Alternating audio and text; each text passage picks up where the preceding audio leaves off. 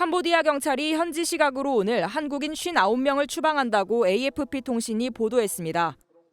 추방 예정인 한국인들은 온라인 사기 범죄 등에 연루돼 캄보디아 당국에 구금된 사람들로 전해졌습니다.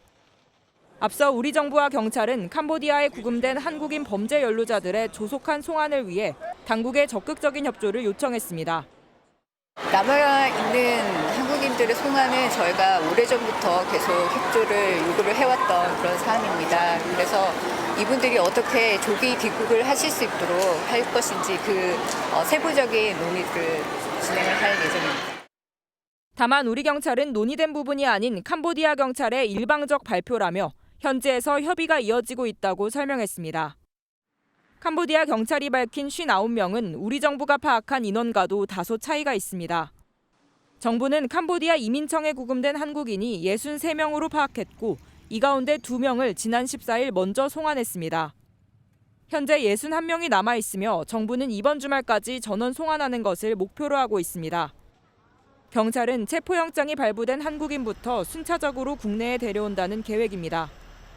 한국인 송환이 급물살을 타는 가운데 범죄 조직의 고문을 받은 뒤 숨진 한국인 대학생은 다음 주 초 현지에서 공동부검이 이뤄질 전망입니다. 훈 마네트 캄보디아 총리는 한국인이 자국에서 숨진 데 대해 유감과 안타까움을 표한다며 한국인 보호를 위해 노력하겠다고 밝혔습니다. 늦은 밤 컴퓨터 모니터 수십 대가 테이프로 감긴 채 바닥에 놓여져 있습니다. 거리에는 차량과 오토바이 행렬이 이어지고 봉고차들도 줄지어 주차돼 있습니다. 어디론가 급하게 떠나는 듯 검은 비닐봉지에 짐을 싼 남성들이 차를 타기 위해 대기하고 있고 짐을 들고 줄지어 이동하는 모습도 보입니다.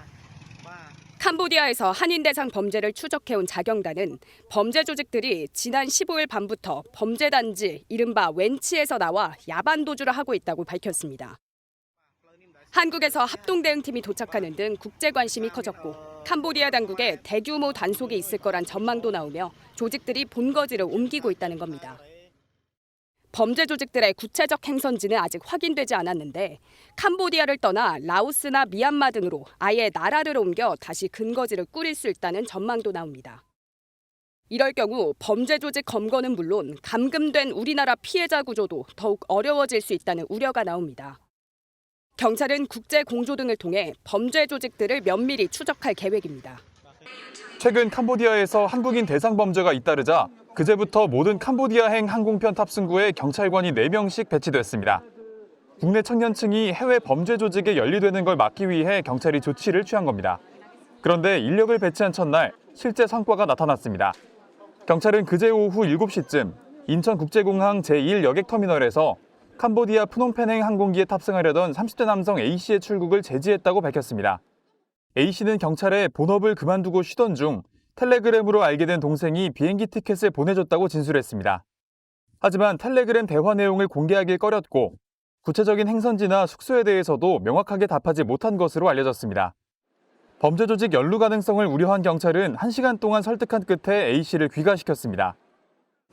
베트남 국경 지역에서 한 여성이 또 살해되었다는 기사가 나왔고 캄보디아 지역에 그 여행 금지 명령이 떨어진 거 기사들을 제가 계속해서 보여줬습니다. 경찰 조사 결과 항공권을 보낸 인물은 A씨와 일면식도 없는 사이였으며 모든 연락 역시 텔레그램으로만 이루어진 것으로 드러났습니다. 경찰은 A씨를 상대로 항공권 발권 배경과 연락 경위 등을 추가로 조사할 방침입니다. 지난 6월 50대 A씨는 모르는 사람으로부터 의문의 SNS 메시지를 받았습니다. 황당하게도 자신의 아들이 현재 캄보디아에 있다는 거였습니다. 처음에 아무도 몰랐어요. 저희 식구들은. 진짜 갔다가 어떤 이상한 카톡이 한 번 와서 지금 캄보디아에 있다. 친구라고 주장한 이 인물은 아들이 현재 피싱 조직에 모여있는 시아누크빌에 감금된 상태라고 말했습니다. 그러면서 아들이 원하는 것 같다며 계좌 정지까지 부탁했습니다. 깜짝 놀란 가족들은 곧바로 주한 캄보디아 대사관과 강원도의 한 경찰서에 구조를 요청했지만 별다른 조치는 이루어지지 않았습니다. 그 사이 아들은 다른 범죄 조직에 넘겨진 걸로 전해졌습니다. 이후 A씨는 아들의 친구라고 주장한 또 다른 인물로부터 수상한 연락을 받았습니다. 아들이 잘 살아있다면서도 자신이 도와줄 테니 경찰에 신고는 하지 말라고 한 겁니다. 가족들은 절박한 마음에 연락을 이어갔는데 이 인물은 돌연 친구가 아닌 한 범죄 조직의 한국인 관리자라고 말을 바꾸더니 돈을 내놓으라며 되레 협박까지 했습니다. 일단 얘를 6개월 동안 내가 데리고 있어야 된대요. 한국에서 막 터지니까 전화가 온 거예요. 얘 다른 데로 안 보낼 테니까 돈을 달라고, 돈 안 주면 보내겠다. 넉 달이 넘도록 감금된 채 한국 땅을 못 밟고 있지만 경찰 수사는 이루어지지 않고 있어 부모의 마음은 타들어가고 있습니다. 아들이 감금됐다는 소식에 아버지는 다급하게 주한 캄보디아 대사관부터 찾았습니다. 아들이 갇힌 것으로 추정되는 건물 주소를 알리고 위치를 확인해달라고 요청했지만 현지 경찰에 직접 신고하라는 답변뿐이었습니다. 감금된 아들이 직접 동영상을 촬영해 구조를 요청해야 한다며 자신들은 도와줄 수 없다고 한 겁니다.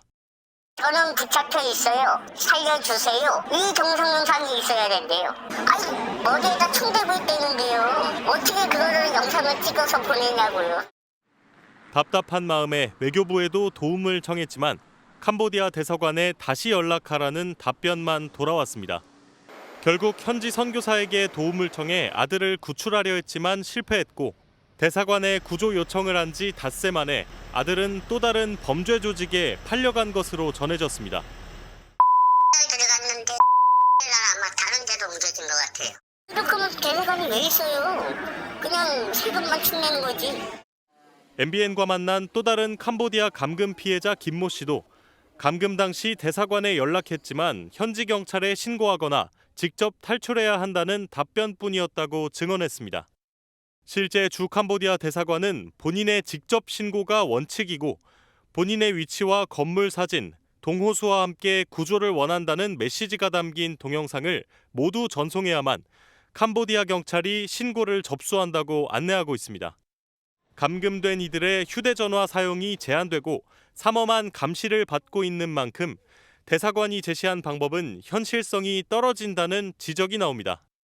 비판이 계속되자 외교부는 캄보디아 정부에 한국인 피해자의 신고 절차를 간소화할 수 있도록 요청했다고 밝혔습니다.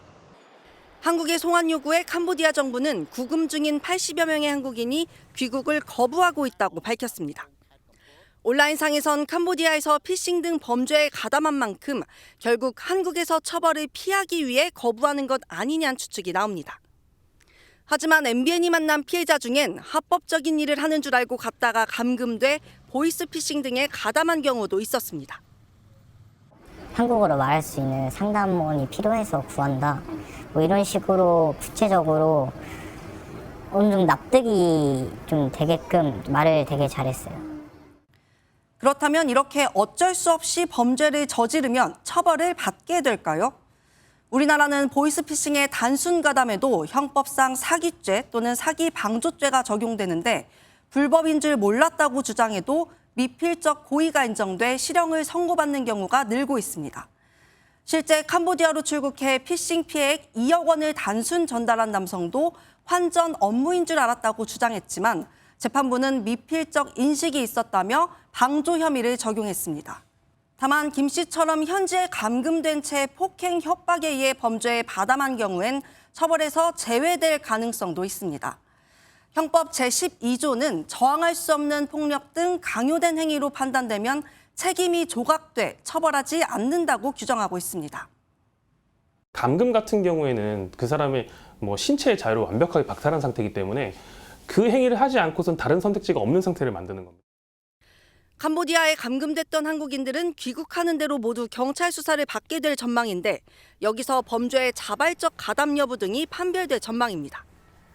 취재를 종합하면 감금된 상태에서 보이스피싱 등 불법 행위에 가담하는 경우 예외 없이 모두 처벌 대상이 된다는 명제는 사실이 아니었습니다.